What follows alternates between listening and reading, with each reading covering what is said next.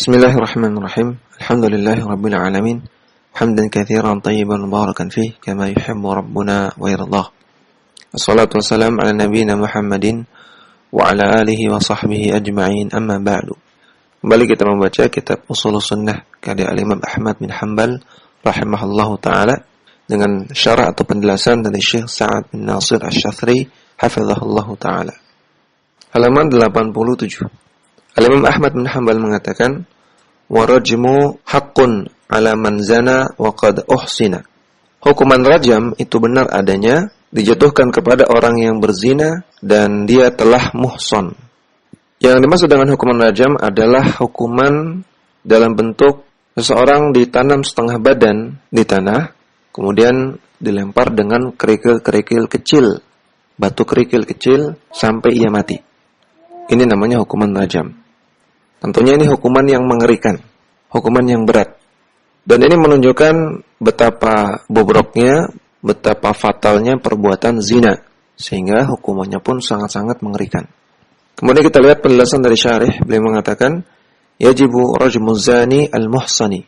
Wajib untuk merajam pezina yang muhsan. Wal muradu bil muhsani alladhi sabaqa lahu az-zawaju. Yang dimaksud dengan muhsan adalah orang yang sudah pernah melalui pernikahan. Fal muhsanu man wata'a ba'da an aqada aqdan sahihan 'ala imra'atin fahuma muslimani hurrani aqilani. Maka muhsan adalah orang yang pernah melakukan akad nikah dengan akad yang sahih dengan seorang wanita, dan keduanya adalah muslim, merdeka dan berakal. Fa idza aqada ar-rajulu 'ala imra'atin kadzalika asbaha muhsanan. Maka ketika seseorang pernah melakukan akad nikah dengan seorang wanita yang seperti itu, maka dia disebut sebagai muhsan. Fa idza zana wajaba 'alaihi ar-rajmu. Kalau dia berzina maka wajib untuk dirajam. Kama rajama Nabi sallallahu alaihi wasallam Mazi'an al-Aslamiyah. Sebagaimana Nabi sallallahu alaihi wasallam pernah merajam seorang yang bernama Mazi' al-Aslami. Wa rajama al-yahudiyina. Dan Nabi SAW juga pernah merajam orang-orang Yahudi yang melakukan zina. Wa rajamal mar'atal ghamidiyata. Dan Nabi SAW pernah merajam seorang wanita dari suku Ghamidi. Wal juhaniyata. Dan Nabi juga pernah merajam seorang wanita yang berzina yang dia berasal dari kabilah atau suku Juhani. Wa nahwa dzalika, dan yang semisalnya. Kemudian kembali ke matan, Al-Imam Ahmad bin Hanbal mengatakan, idza tarafa aw qamat alaihi bayyinatun. Seseorang itu dirajam kalau dia mengaku berzina atau terdapat bukti. Faqad rajama Rasulullah sallallahu alaihi wasallam wal a'immatu ar-rasyiduna. Dan dahulu Rasulullah sallallahu alaihi wasallam pernah menegakkan hukuman rajam, demikian juga para imam yaitu para al-khulafa ar-rasyidin. Mereka juga pernah melakukan hukuman rajam. Kita baca penjelasan dari syarih. Wa zina la yathbutu illa biwasitatil i'tirafi awil bayyinati. Dan zina itu tidak bisa dijatuhkan hukuman hadnya kecuali dengan perantaraan i'tiraf, adanya pengakuan dari pelakunya, atau bayyinah atau bukti. Bi an yuqirra annahu qad zana wa annahu qad adkhala dzakarahu fi farjiha. Yang dimaksud dengan pengakuan adalah pelakunya yuqirra, mengakui bahwasanya dia telah berzina dan bahwasanya dia telah memasukkan dzakarnya kepada farji sang wanita. Hatta ghayyaba hasyafatahu, sampai masuk kepala dari dzakarnya. Intinya dia mengakui bahwasanya benar-benar dia telah melakukan zina. Intinya dia mengakui bahwasanya dia benar-benar telah melakukan zina. Dan yang dimaksud dengan bayyinah, yang dimaksud dengan bukti adalah au syahida alaihi arba'atu syuhudin. Kejadian zina tersebut disaksikan oleh 4 orang saksi, annahu qad fa'ala dzalika wa yusarrihuna bihi. Dan 4 saksi ini menyatakan bahwasanya benar-benar pelaku tadi telah melakukan zina dan mereka menyatakannya dengan pernyataan yang jelas. Artinya 4 saksi ini melihat langsung kejadiannya. Famata qamatil bayyinatu aw hasala al-i'tirafu fa innahu hina idzin yathbutu ar-rajmu. Maka ketika sudah terdapat bukti atau adanya pengakuan dari pelakunya, maka ketika itu barulah dirajam. Maka kita lihat di sini, ternyata untuk sampai pada hukuman rajam itu tidak mudah. Karena kalau dengan bukti atau dengan saksi tadi, Saksinya harus menyaksikan langsung dengan mata kepala dia sendiri. Harus tegas, yusarrihun, dia harus tegas menyatakan saya lihat langsung si pelaku melakukan zina. Tentunya ini sangat jarang sekali ada orang berzina disaksikan oleh 4 orang secara langsung. Maka biasanya rajam itu terjadi karena adanya pengakuan. Dan tadi kita baca penjelasan dari syarih, yajibu rajmuz zani, wajib untuk merajam pezina yang muhsan. Maka di sini maksudnya wajib bagi ulil amri, bukan wajib untuk semua orang. Karena sebagaimana sudah kita baca penjelasannya bahwasanya penegakan had, penegakan hudud itu haknya ulil amri. Sehingga ini menjadi tanggung jawab ulil amri. Ketika ada orang berzina yang muhsan dan diketahui oleh ulil amri, ditangkap oleh mereka, namun tidak dijatuhkan hukuman rajam, maka ini menjadi tanggung jawab kelak di akhirat bagi ulil amri. Karena hukumnya wajib. Kemudian kita baca kembali syarah dari Syekh Sa'ad Asy-Syadzili, beliau mengatakan warajmu qad fa'alahu an-nabiy sallallahu alaihi wasallam. Dan rajam itu pernah dilakukan oleh Nabi sallallahu alaihi wasallam. Wa qad khalafatil khawariju, dan orang-orang Khawarij telah menyelisihi Nabi dalam masalah ini. Faqalu inna rajma laisa bithabitin. Mereka mengatakan rajam itu tidak benar, tidak sahih. Li'anna alladhi fil kitabi huwa al-jaldu wa laisa fihi rajmun.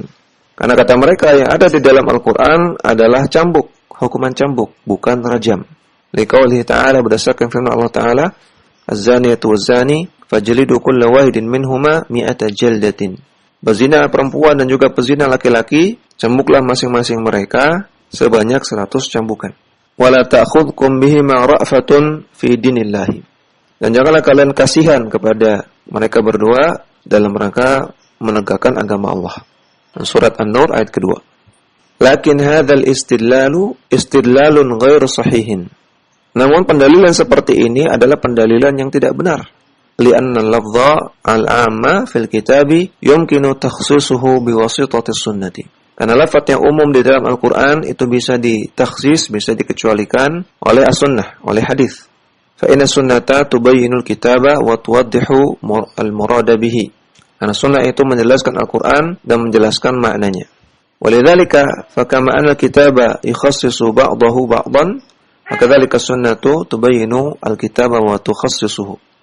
Sebagaimana Al-Quran itu saling menafsirkan satu sama lain, maka sunnah juga menjelaskan Al-Quran dan mengkhususkannya, mengecualikannya.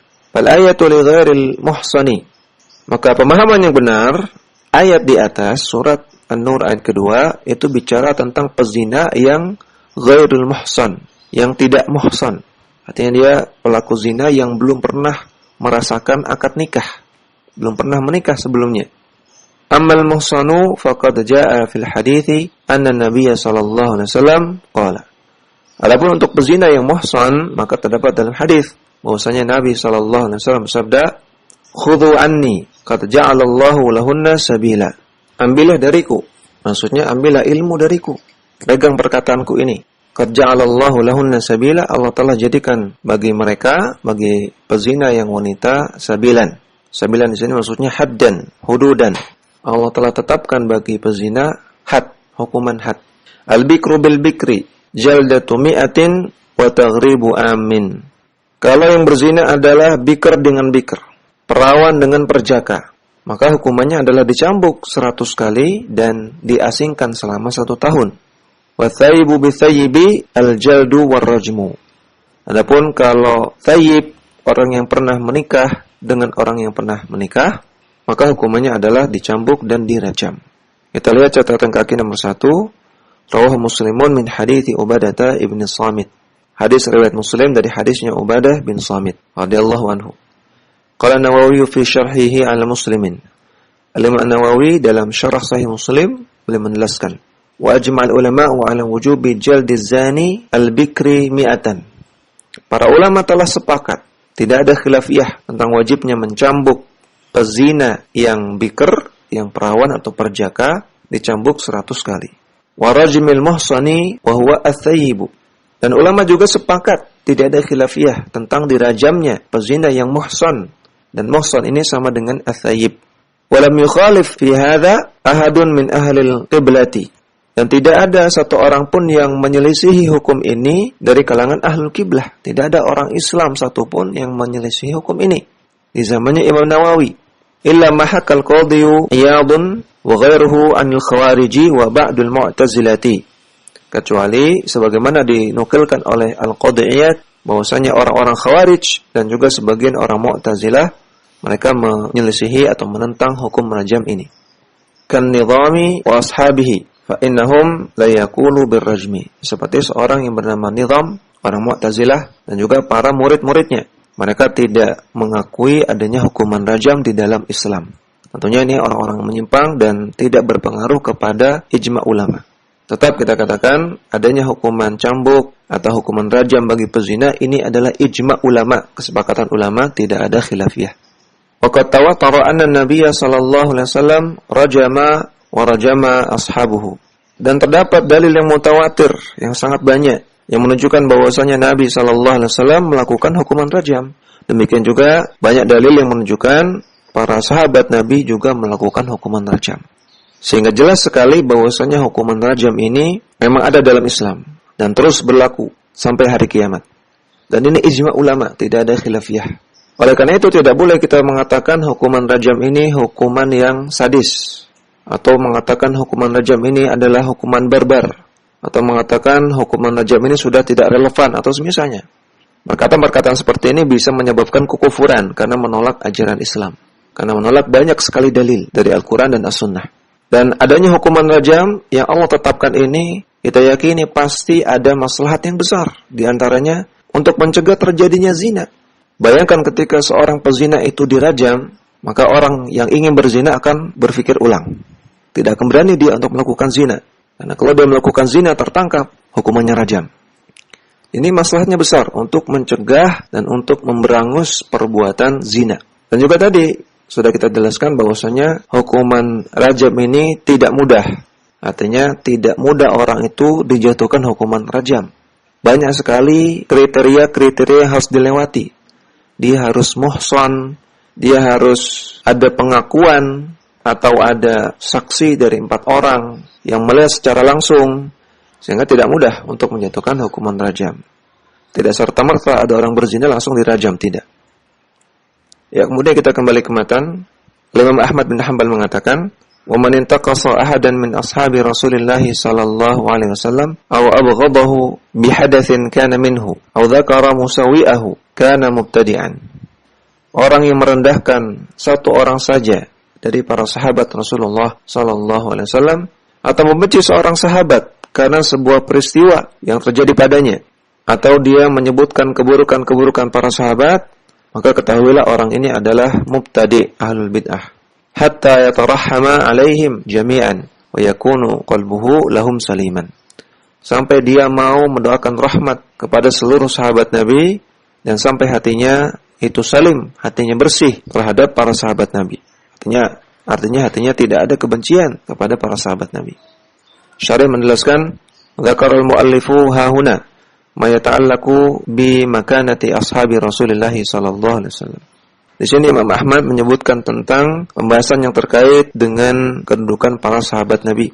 Wa annahu alaina an nuqaddirahum wa na'rifa manzilatahum.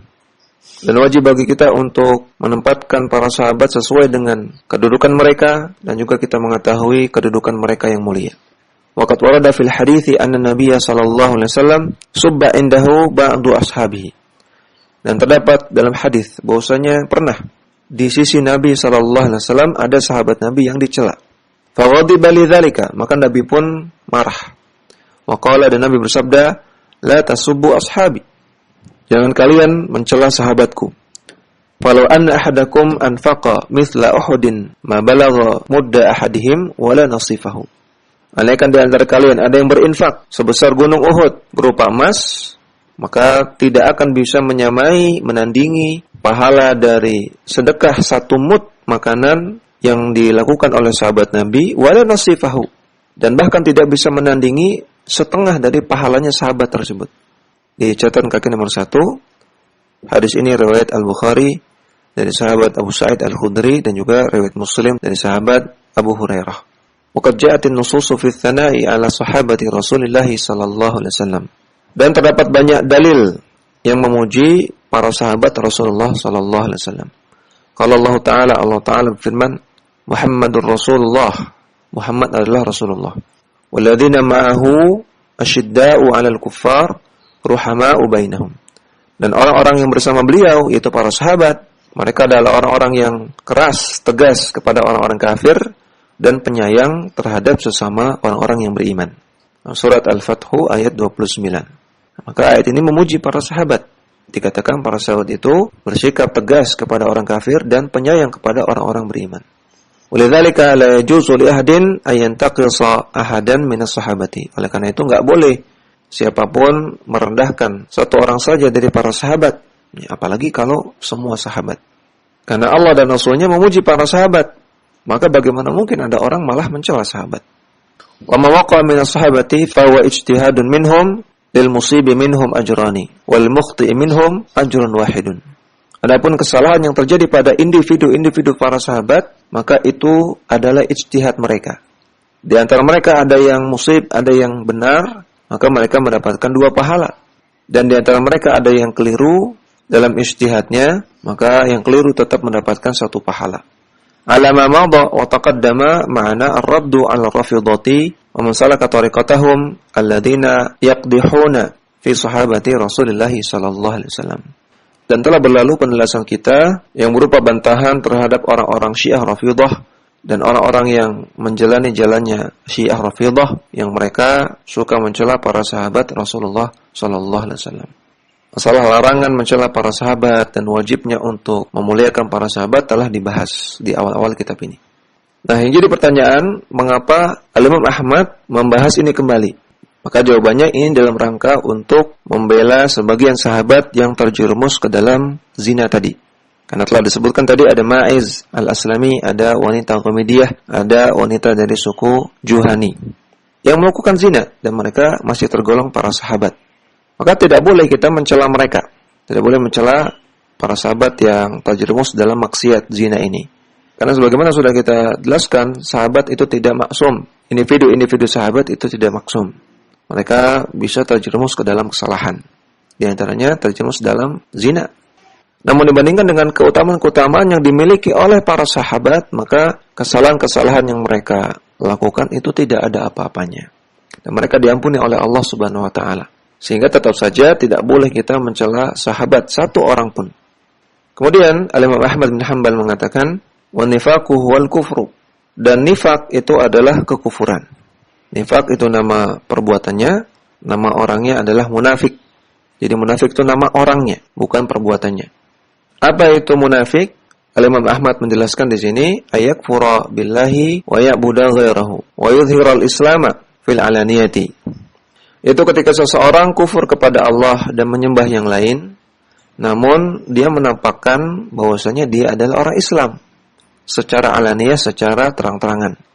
Secara lahiriah mengaku Islam, namun dalam hatinya menyembunyikan kekufuran. Itulah nifak, itulah perbuatan orang munafik. Secara lahiriah mengaku Islam, namun dalam hatinya benci kepada Islam, benci kepada Allah dan Rasulnya, benci kepada Al-Quran, benci kepada hadis. Itulah munafik. Mithlul munafiqin alladzina kanu ala ahdi Rasulillah sallallahu alaihi wasallam. Seperti orang-orang munafik yang ada di zaman Rasulullah sallallahu alaihi wasallam. Wa qauluhu sallallahu alaihi wasallam, dan juga Nabi sallallahu alaihi wasallam bersabda, "Thalathun man kunna fihi fahuwa munafiqun." Ada 3 perkara atau 3 sifat yang jika dimiliki oleh seseorang maka dia adalah orang munafik. Hadza 'ala taghlidhi. Nabi sabdakan hadis ini untuk taglid, untuk menekankan betapa fatalnya penyakit kemunafikan. Narwiha kama ja'at wa la nufassiruha. Dan kami sebutkan hadis ini, kata Muhammad, kami sebutkan hadis ini sebagaimana adanya tanpa kami tafsirkan. Artinya hadis ini Nabi katakan ada 3 sifat yang jika dimiliki oleh seseorang maka dia adalah orang munafik. Yaitu ketika dia bicara dia berdusta. Jika dia diberi amanah, dia berkhianat. Jika dia berjanji, maka dia mengingkari janji. Ini terkait dengan munafik amali. Yang munafik amali ini tidak kafir, tidak keluar dari Islam. Maka sebetulnya hadis ini butuh tafsir, butuh penjelasan. Bukan berarti orang yang punya 3 sifat ini, maka dia nifak dalam artian keluar dari Islam, kafir. Tidak. Namun Imam Ahmad mengatakan kami tidak tafsirkan, kami sebutkan apa adanya supaya orang itu benar-benar mendapatkan perhatian, taglid, mendapatkan peringatan terhadap penyakit kemunafikan. Maka ini sering dilakukan oleh para ulama seperti ini ya, seperti ketika membawakan hadis la yadkhulul jannah qati'ur rahimi. Tidak masuk surga orang yang memutus tali silaturahmi. La yadkhulul jannah qattat, tidak masuk surga orang yang suka namimah. Terkadang para ulama tidak menjelaskan rinciannya. Supaya apa? Supaya orang-orang benar-benar menjauhi perbuatan tersebut. Supaya menjauhi memutus silaturahmi, supaya menjauhi namimah. Bukan berarti orang yang melakukan ini tidak masuk surga sama sekali. Ini kan perlu dirinci. Namun terkadang para ulama tidak merinci supaya orang itu takut. Maka ini yang dimaksud oleh Imam Ahmad tadi. Kita lihat penjelasan dari syarih. Beliau mengatakan an-nifaqu ala nau'aini. Nifaq itu ada 2 macam. An-naw'ul awal, yang pertama an-nifaqul akbaru al-mukhriju min millatil islami. Yang pertama adalah nifaq akbar, yang bisa mengeluarkan pelakunya dari agama Islam. Wa hadha huwal muradu bi qaulillahi azza wa jalla, dan inilah yang dimaksud oleh Allah azza wa jalla, innal munafiqina fid darkil asfali minan nar.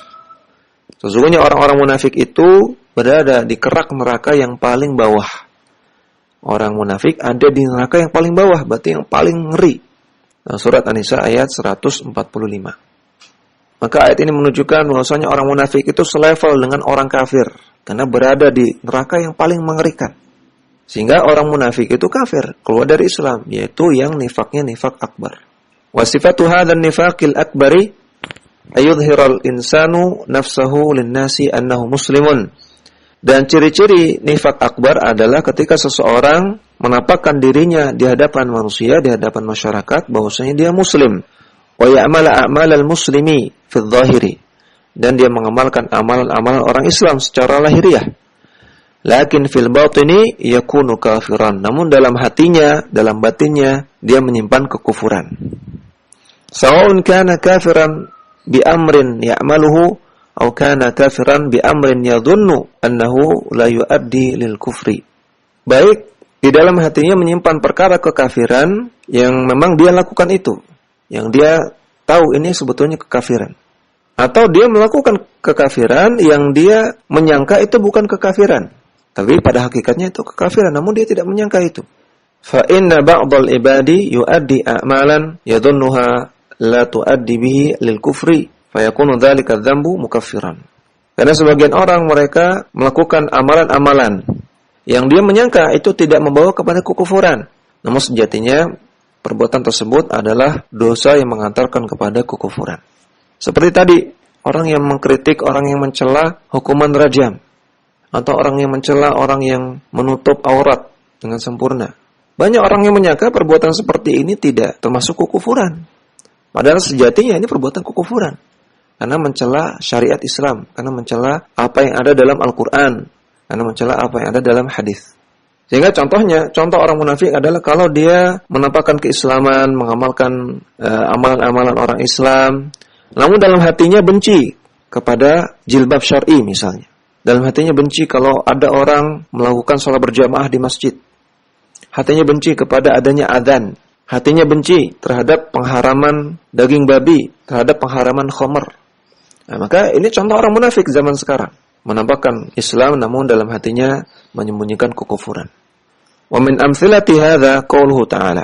Di antara contoh orang munafik sebagaimana dalam firman Allah Ta'ala, "Wa la in sa'altahum la yaqulunna innama kunna nakhudu wa nal'ab."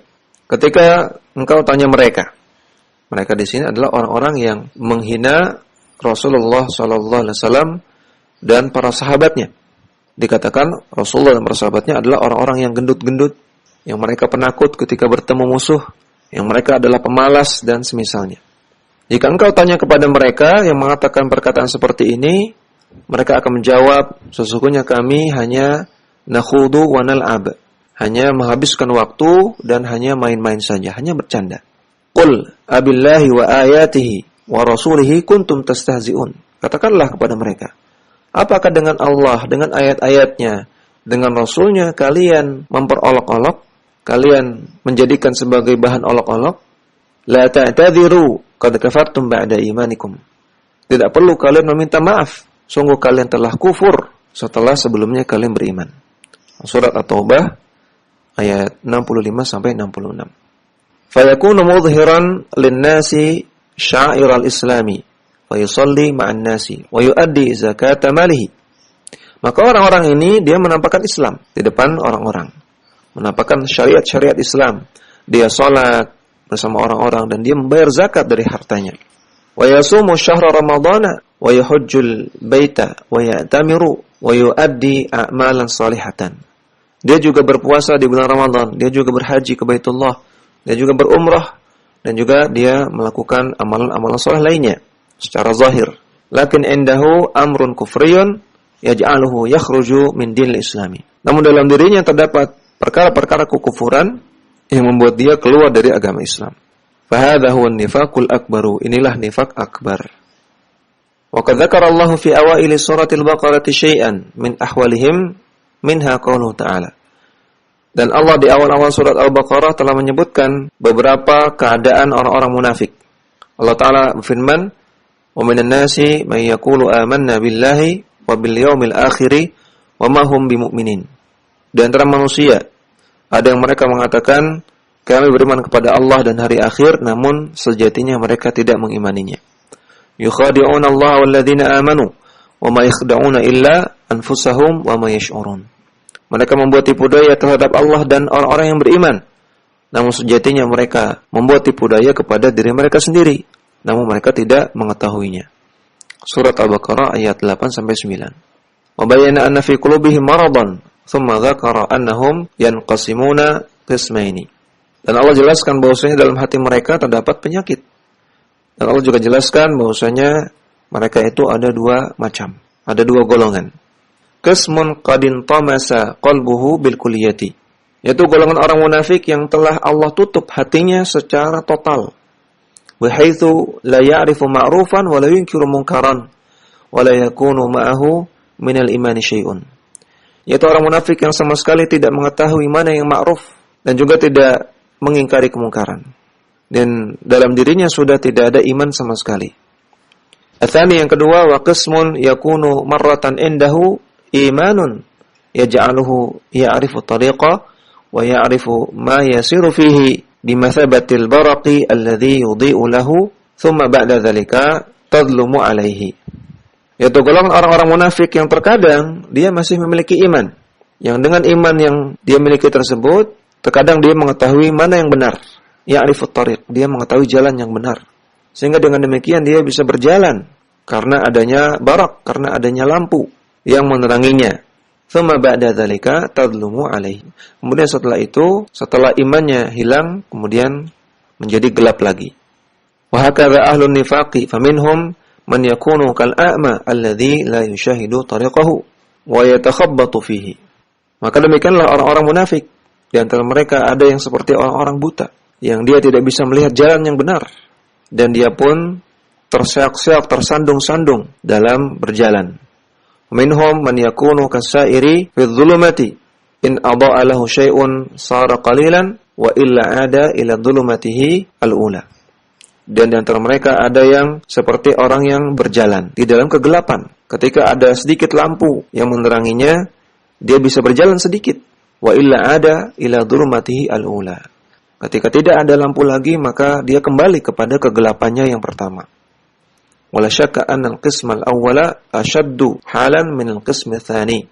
Dan tidak ragu lagi bahwasanya yang golongan pertama lebih parah, lebih fatal daripada golongan yang kedua. Wa kilahuma waqi'un fi nifaqil akbari.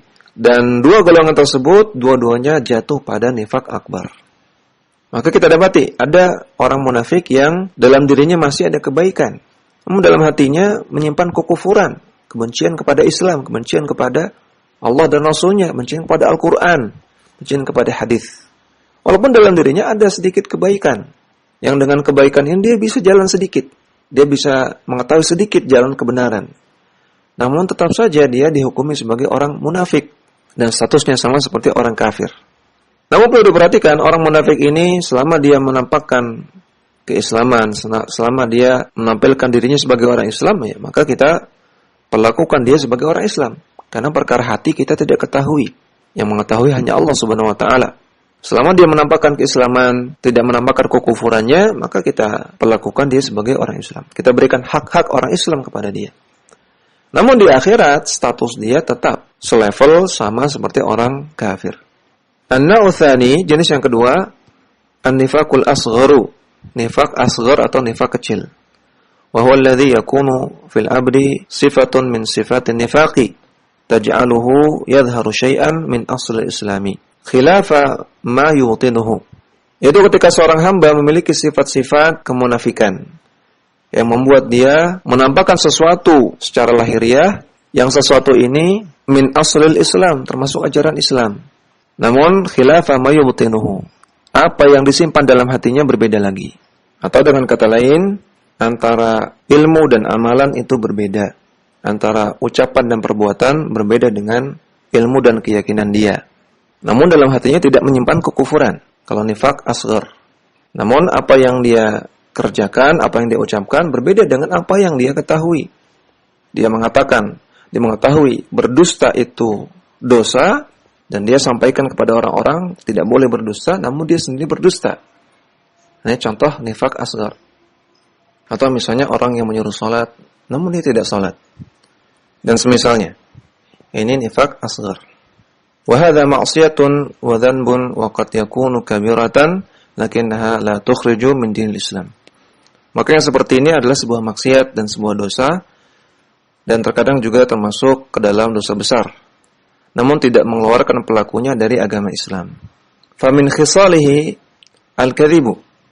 Dan di antara bentuk nifaq asghar adalah berdusta. Li'anna al-kadhiba yudhiru syai'an bilisanihi wa yubtinu khilafahu. Karena dusta itu menampakkan sesuatu dengan lisannya, namun menyembunyikan yang sebaliknya dalam hatinya. Orang yang berdusta mengatakan dalam lisannya A, padahal dia tahu sebetulnya itu B. Maka ini bentuk nifaq asghar. Wa min amthilatihi aidan ikhlaful wa'di. Dan di antara bentuk nifaq asghar juga adalah melanggar janji. Fa inna mukhlifal wa'di yudhiru syai'an wa yubtinu khilafahu. Karena orang yang mengingkari janji, maka dia menampakkan sesuatu dalam perbuatannya, dalam lisannya, namun menyembunyikan sebaliknya. Dia bilang, iya nanti saya akan lakukan. Dia berjanji. Padahal dalam hatinya, sebetulnya dia tidak ingin melakukannya. Wa min amthilatihi al-khiyanatu fil amanati. Di antara contoh nifaq asghar juga adalah mengkhianati amanah. Fa innahu yudhiru annahu aminun wa huwa fil haqiqatil amri khainun. Karena orang yang mengkhianati amanah, dia menampakkan dirinya sebagai orang yang amanah, namun secara hakikatnya dia adalah orang yang berkhianat. Contoh orang yang melanggar amanah adalah orang yang korupsi. Dia menampakkan dirinya orang yang bersih, tidak melakukan pelanggaran, menyalurkan dana-dana pemerintah pada tempatnya, namun pada hakikatnya tidak demikian. Dia ambil dana-dana uang-uang dari pemerintah untuk kepentingan dia sendiri.